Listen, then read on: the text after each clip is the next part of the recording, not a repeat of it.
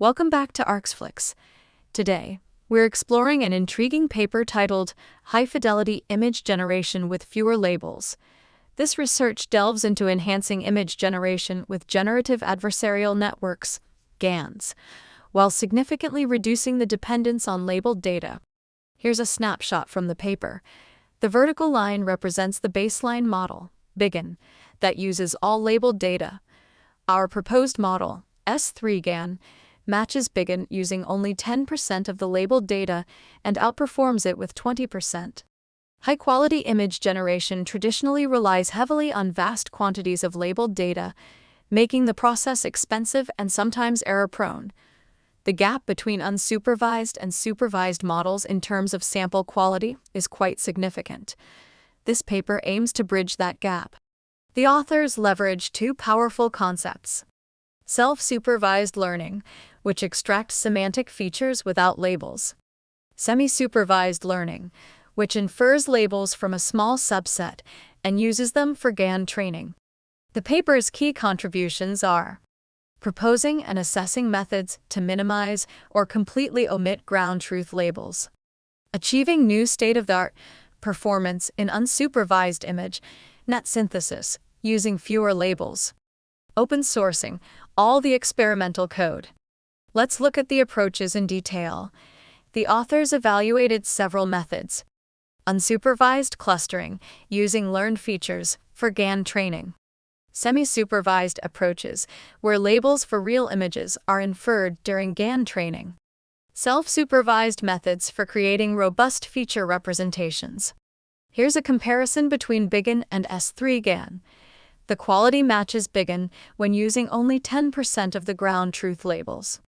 Unlike traditional GANs, the paper uses a projection discriminator that incorporates label information more effectively. This projection layer significantly enhances the discriminator's ability to differentiate between real and fake images based on class-specific features. The authors proposed pre-trained approaches like clustering and semi-supervised learning, as well as co-training approaches that infer labels during GAN training. Here's an illustration of the clustering approach. A feature extractor learns via self-supervision, and the clustering function assigns labels for GAN training. The semi-supervised GAN, S2 GAN, uses inferred labels from a small subset of labeled data combined with self-supervised features for effective GAN training. This method showed promising results, achieving near state-of-the-art performance with much fewer labels. The paper conducted extensive experiments on ImageNet, using standard metrics like freshet inception distance, FID, and inception score, IS, for evaluation.